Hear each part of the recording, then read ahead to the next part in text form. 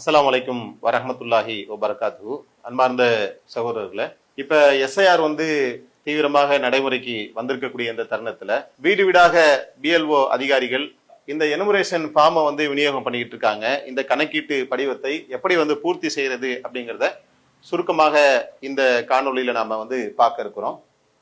இப்ப இஸ்மாயில் என்று சொல்லக்கூடியவருடைய படிவத்தை நாம பூர்த்தி செய்யலான்னு இருக்கோம். யார் வாக்காளராக இருக்கிறாரோ அவருடைய முழு விவரங்கள் அடங்கிய படிவத்தை தான் நம்மள்ட்ட தராங்க. இதுல நம்முடைய பேர் இருக்கும். இப்ப இஸ்மாயில்ன்றவருடைய பேர் இங்கே என்ன செஞ்சிரும்னா பதிவு செய்யப்பட்டு வந்துடும். பிறகு அவருடைய தொகுதி, அவருடைய வார்டு என்ன, அந்த முழு விவரங்களும் இதுல வந்துடும். கியூஆர் கோடு அச்சிடப்பட்டிருக்கும். அவருடைய பழைய வாக்காளர் அட்டையில் இருக்கக்கூடிய புகைப்படம் இங்க வந்துடும். இந்த இடம் மட்டும் காலியா இருக்கும். இதுல புதிய பாஸ்போர்ட் சைஸ் போட்டோவை நாம இந்த இடத்துல ஒட்டிக்கணும். நம்மளுடைய போட்டோவை ஒட்டணும். இப்ப பிறந்த தேதி இதுல நாம எழுதணும்.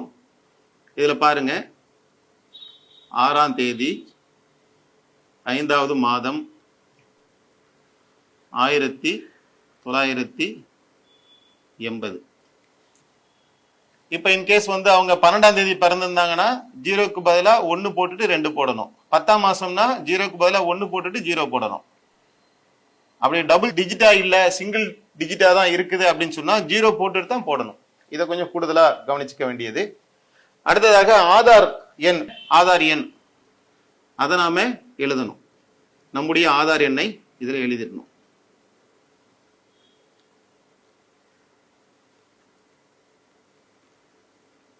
ஆதார் எண்ணை எழுதியாச்சு. அப்புறம் 10 இலக்க நம்முடைய மொபைல் நம்பரை இதுல நாம குறிப்பிடணும்.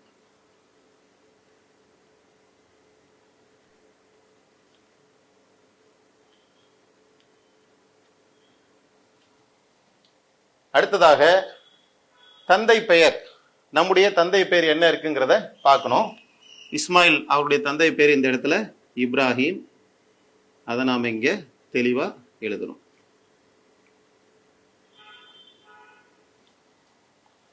இப்ராஹிம் அவர்களுடைய வாக்காளர் அடையாள அட்டை எண் அதை கேட்டிருக்காங்க.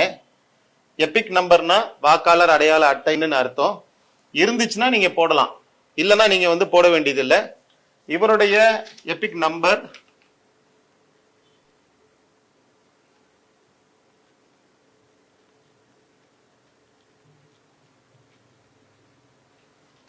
இதான் அவருடைய எபிக் நம்பர். நம்ம போட்டாச்சு.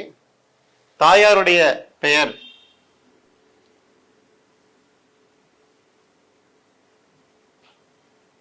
அத குறிப்பிட்டாச்சு, ஹாஜிரா.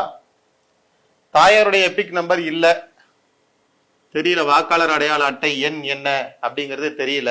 அடையாள அட்டை இருக்கும் பல பேருக்கு, அட்டையோட எண் அதுல இல்லாம கூட இருக்கலாம். அப்படி இருந்தாக்கா நீங்க அது கோடு போட்டுருங்க. வாழ்க்கை துணைவரின் பெயர் அப்படின்னா, இப்ப ஆணாக இருக்கிறாங்க அப்படின்னா அவங்களுடைய மனைவி பெயரை போடணும். பெண்ணாக இருக்கிறாங்க, இந்த ஃபார்மை ஃபில்அப் பண்ணக்கூடியவங்க பெண்ணா இருக்கிறாங்கன்னா கணவருடைய பெயரை போடணும். அல்லது கல்யாணமே ஆகலைன்னா ஒன்றும் பிரச்சனை இல்லை, அவங்க கோடு போட்டுடலாம். துணைவர் இருக்க மாட்டாங்கல்ல. இப்ப வாழ்க்கை துணைவர் இஸ்மாயில் அவருடைய மனைவி பேர் ஆயிஷா, அதை நாம இங்க எழுதிக்கிறோம்.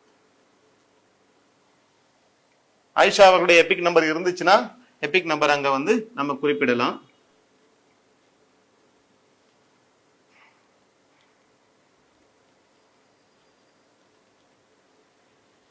இது போட்டாச்சு.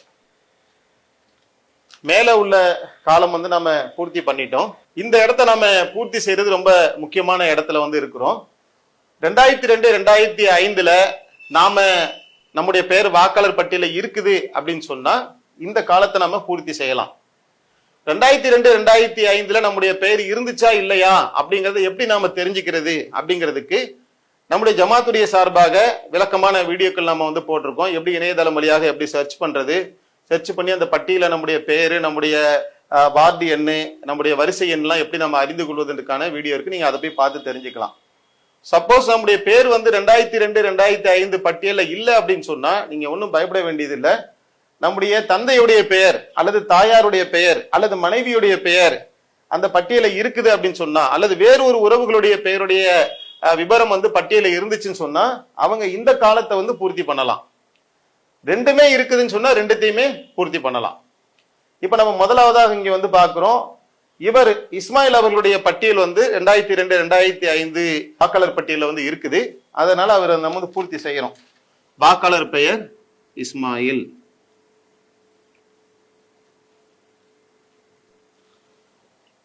எபிக் நம்பர் என்னங்கறத நீங்க வந்து சர்ச் பண்ணி எடுக்கணும் பட்டியல்ல. அப்படி சர்ச் பண்ணி எடுத்ததுல இவருக்கு என்ன கிடைச்சிருக்கு அப்படின்னா,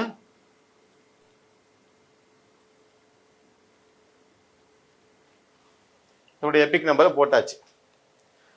இதுல இவருடைய உறவினர்கள் இருக்கிறாங்கன்னு சொன்னா, மனைவி இல்ல, அத்தா பேரு அம்மா பேரு மட்டும்தான் இருக்குது பட்டியல்ல அப்படின்னாக்கா, உறவினர் பெயரை இங்க நம்ம குறிப்பிடலாம். இப்ராஹிம். உறவு முறை, இஸ்மாயிலுக்கு இப்ராஹிம் என்ன உறவு முறை? தந்தை. அது தந்தைங்கிறத நாம குறிப்பிடலாம். மாவட்டம் தென் சென்னை. மாநிலம் தமிழ்நாடு. சட்டமன்ற தொகுதி மயிலாப்பூர். சட்டமன்ற தொகுதி கீழே கேட்டிருக்காங்க, மயிலாப்பூர்னே போட்டுக்குங்க. பாகம் எண் அதெல்லாம் நீங்க சர்ச் பண்ணி எடுக்கக்கூடிய அந்த பட்டியலுக்குள்ள இருக்கும், அதை பார்த்து எழுதிக்குங்க. 96. வரிசை எண் 1122. இந்த காலத்தை நம்ம முடிச்சிட்டோம். இப்ப இஸ்மாயிலுடைய பெயர் வந்து 2002 2005 வாக்காளர் பட்டியல்ல இல்ல, ஆனா அவங்க அத்தாவுடைய பேர் தான் இருக்கு அப்படின்னு சொன்னா, இப்ப நம்ம என்ன செய்யலாம்? அதை நம்ம முன்னாடி சூஸ் பண்ணிக்கணும், யாருடைய பேரை நம்ம எழுத போறோங்கிறத நம்ம கவனிக்கணும். இப்ப இப்ராஹிம் அவருடைய பெயர் தான் இருக்குதுன்னு சொன்னா, இந்த இடத்துல என்ன கேட்டிருக்காங்கன்னா, முந்தைய பத்தியில் கடைசி எஸ்ஐஆரில் பெயர் கொடுக்கப்பட்டுள்ள உறவினரின் விவரங்கள். இப்ப இப்ராஹிமுடைய பெயர் வந்து இருக்குது, அப்ப நம்ம இங்க இப்ராஹிம் போட்டுக்கலாம். இப்ராஹிமுடைய எபிக் நம்பர் என்ன ஆல்ரெடி நமக்கு தெரியும், மேல இருக்கு பாருங்க.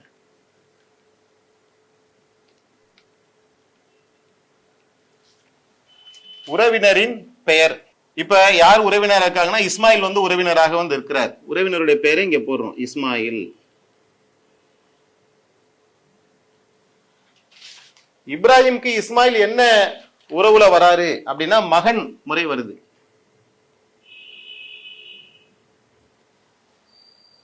அதே மாதிரிதான் சேம். மாவட்டம் தென் சென்னை. மாநிலம் தமிழ்நாடு. நீங்க எந்தெந்த ஏரியால இருக்கீங்கன்றதை கணிச்சு எழுதிக்க வேண்டியதுதான். சட்டமன்ற தொகுதி மயிலாப்பூர். சட்டமன்ற தொகுதி வந்து மயிலாப்பூர். பகுதி எண் 96. வரிசை எண், இந்த இப்ராஹிம் அவங்களுடைய வரிசை என்னங்கிறத கரெக்டா பார்க்கணும். 1121. இங்க 22 இருக்குன்னா அவருடைய வரிசை எண் வந்து 21 இருந்ததுனால நம்ம 21 வந்து போட்டிருக்கோம். இந்த மாதிரி ஃபார்ம் வந்து 2 ஃபார்ம் தருவாங்க.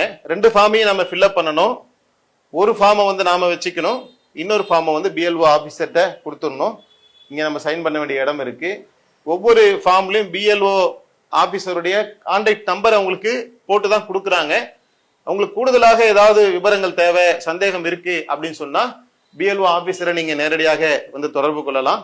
இதுதான் இந்த ஃபார்மை ஃபில்அப் பண்றதுக்கான சுருக்கமான முறைகள். கூடுதல் சந்தேகங்கள் இருந்தால் நீங்க ஜமாத்தை தாராளமாக தொடர்பு கொள்ளலாம். உங்களுடைய பிஎல்ஓ பூத் லெவல் ஆபீசரை நீங்க தொடர்பு கொள்ளலாம்.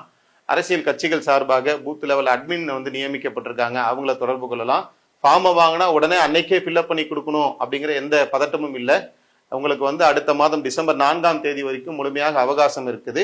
அதனால வாங்கி ஒரு 2-3 நாள் நீங்க ஒரு காப்பி ஜெராக்ஸ் கூட எடுத்து அந்த ஜெராக்ஸ்ல எழுதி பாருங்க, கரெக்டா இருக்கான்றதை பார்த்து செக் பண்ணி உங்களுக்கு தரவுகள் எல்லாம் கிளியரா இருக்குன்னு ஆனதுக்கு பின்னாடி அதுல நீங்க முழு படிவத்துல, ஒரிஜினல் படிவத்துல நீங்க அதுக்கப்புறம் நீங்க அனைத்தையுமே பொறுமையா எழுதி நீங்க சமர்ப்பிச்சீங்கன்னு சொன்னா இதுல எந்த விதமான சிரமம் உங்களுக்கு இல்லைங்கிறத இந்த தருணத்துல நாங்க தெரிவிச்சுக்கிறோம். இதுல நீங்க சமர்ப்பிச்சதுக்கு பின்னாடி வரைவு வாக்காளர் பட்டியல உங்களுடைய பேர் வந்துருச்சுன்னா ஓகே, வரல அப்படின்னு சொன்னா தேர்தல் ஆணையத்திலிருந்து கூடுதல் ஆவணங்களை உங்களிடத்துல கேட்பாங்க. உதாரணத்துக்கு இப்ப உங்க பேரும் இல்ல, அத்தாமாவுடைய பேரும் இல்ல, எந்த விபரமும் நீங்க இங்க குறிப்பிடல இல்லைன்னு சொல்லி நீங்க போட்டுட்டீங்கன்னு சொன்னா 11 ஆவணங்களிலே ஏதேனும் ஒன்றை உங்கள்கிட்ட கேட்பாங்க. உங்களுடைய டிசி, உங்களுடைய கம்யூனிட்டி சர்டிபிகேட், இது போன்ற 11 ஆவணங்களுடைய பட்டியலை தேர்தல் ஆணையம் வெளியிட்டிருக்குல்ல, அதுல ஏதேனும் ஒன்றை உங்களிடத்துல கேட்பாங்க. அதை நீங்க முன்கூட்டியே இதை ஃபில்அப் பண்ணி கொடுக்கும்போது ஆவணம் தேவையில்லை. ஆனால் தேர்தல் ஆணையம் பிறகு உங்களுக்கு கேட்பதற்கான சாத்தியக்கூறு இருக்கின்றதுனால அதை நீங்க முன்கூட்டியே தயார் செய்து வைத்துக் கொள்ளுமாறு அன்போடு கேட்டுக்கொள்கிறோம். அஸ்ஸலாமு அலைக்கும் வரஹ்மத்துல்லாஹி வபரகாத்துஹு. அல்லாஹு அக்பர், அல்லாஹு அக்பர்.